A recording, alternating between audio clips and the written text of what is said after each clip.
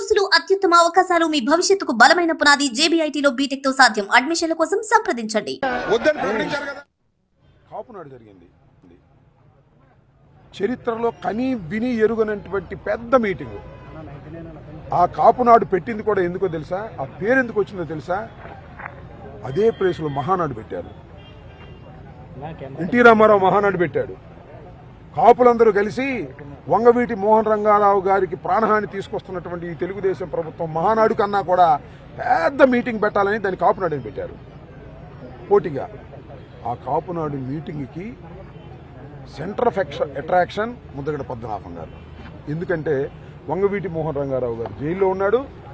తెలుగుదేశంలో పదవుని ఎడంకాలతో తన్ని రాజీనామా చేసి ఎన్టీ రామారావు బతిలాడినా కూడా నేను ఈ పార్టీలో ఉండనని చెప్పి ఆ రోజున ఆ మీటింగ్కి వచ్చాడు. ఆ రోజు సెంటర్ ఆఫ్ అట్రాక్షన్. అప్పటి నుంచి ఆయన ఇప్పటి వరకు కూడా పదవులు ఎన్ని చేశాడో నాకు గుర్తులేదు, కానీ ఉద్యమాలు మాత్రం చేస్తూనే వచ్చాడు.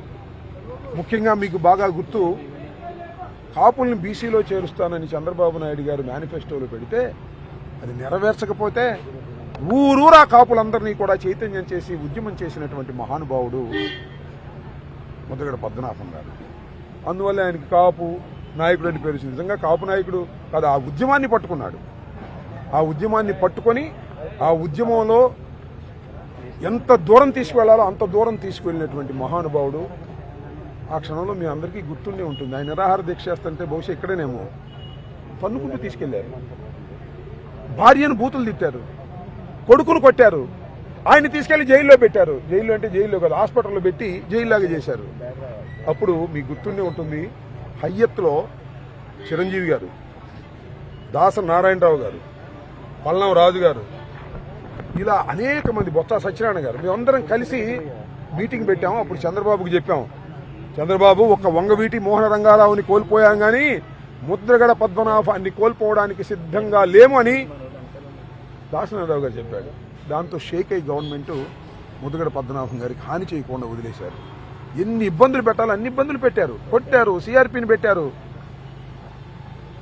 భార్యని తిట్టారు, కొడుకుని బయటికి లాగారు. అయినా మొక్క ఓని ధైర్యంతో ఎక్కడ కాంప్రమైజ్, అన్కాంప్రమైజ్డ్ లీడర్ ఈయన ఆంధ్రప్రదేశ్ అంటే మొట్టమొదటి పేరు ముద్దగడ పద్మనాభం గారే.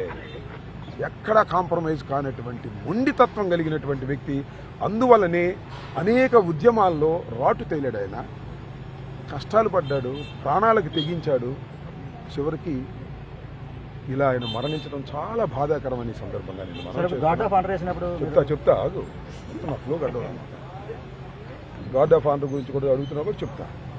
సో అలాంటి ఒక గొప్ప వ్యక్తి, ఈ స్పెషల్ క్యారెక్టర్, అరుదైనటువంటి క్యారెక్టర్, వ్యక్తిత్వం, అలాంటి వ్యక్తిని నేను ఇంతవరకు చూడలా.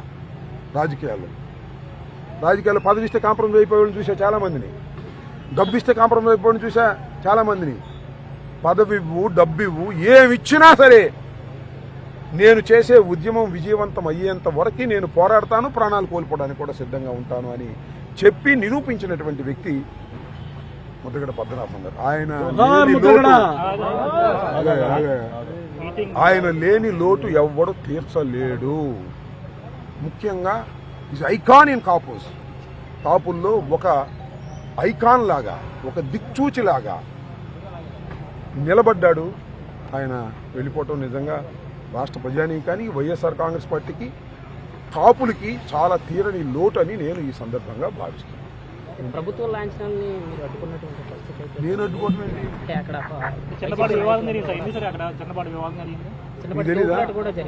మీకు తెలీదా? మీకు తెలుసా? ప్రభుత్వ లాంఛనాలని వద్దని చెప్పారా చెప్పలేదా? చెప్పారా మీరు? చెప్పారా లేదా? మాకు ప్రభుత్వ లాంఛనాలు వద్దు వారి కుటుంబం చెప్పింది. దాన్ని జక్కంపూడి రాజే అనౌన్స్ చేశాడు. ఇప్పుడు అనౌన్స్ చేశాడు పొద్దున పండి. అయ్యా, ముద్దగడ పద్మనాభం గారి కోరిక ఏంటంటే చనిపోయి, మీకు ఒక విషయం చెప్పనా, ఆయన చనిపోయి కూడా ఆయన ఏం చెప్తే అదే చేయించుకుంటున్నాడు. ఇవాళ చనిపోయి కూడా, ఆయన చనిపోయిన తర్వాత కూడా ఆయన ఏది డిక్టేట్ చేసి చెప్పాడో అదే జరుగుతుంది. ఇక్కడేగా దొడ్లో దానం చేస్తారు, కానీ నన్ను ఖననం చేయమన్నాడు. చివరి కొరకు తీర్చాలా వద్దా? ముద్దగడ పద్మనాభం గారి లాంటి నాయకుడి యొక్క కోరికని ఆయన ఫాలోయర్స్గా మేము తీర్చాలా వద్దా, కుటుంబం తీర్చాలా వద్దా? తీర్చాలి కదా. ఇక్కడే కాలంగా బాధ పెట్టారు. ఓకే సరే, ఇంకా కుటుంబ వ్యవహారం అనేది దాని జోలికి నేను పోదలుచుకోలేదు. నాకు ప్రభుత్వ లాంఛనాలు వద్దు ఈ ప్రభుత్వాన్ని చెప్పి చనిపోయాడు. అదే విషయాన్ని ప్రకటించాం. ఎందుకయ్యా ఎందుకు మీరు తుపాకులు పిచ్చుకొస్తారు? వద్దని చెప్పాంగా. ఆ కుటుంబం వద్దంది కదా. ముద్దగడ పద్మనాభం గారి కోరిక అది కదా. నాకు ఈ ప్రభుత్వం, ఈ దుష్ట ప్రభుత్వపు యొక్క లాంఛనాలు నాకు అవసరం లేదు అని చెప్పి చచ్చిపోయాడే. ఆయనకి మీరు లాంఛనాలు చేస్తామంటే ఏంది మీ ఉద్దేశం? ఏంది మీ ఉద్దేశం? ప్రభుత్వం ఉద్దేశం ఏంటి? ఏం చంద్రబాబు నాయుడు గారు మీ ఉద్దేశం ఏంటి?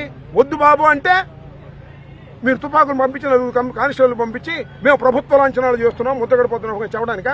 వద్దు మొర్రు అని కుటుంబం చెబుతుంది. మేము చెబుతున్నాం, కాపును పార్టీ వాళ్ళని చెబుతున్నాం. ఇంతమంది చెబుతున్నా కూడా నలుగురిని పంపించి మీరు తుపాకులు పైకి పెట్టారంటే మమ్మల్ని గేల్ చేయాలనేగా. చనిపోయిన తర్వాత కూడా కక్ష సాధిస్తావేంటయా చంద్రబాబు?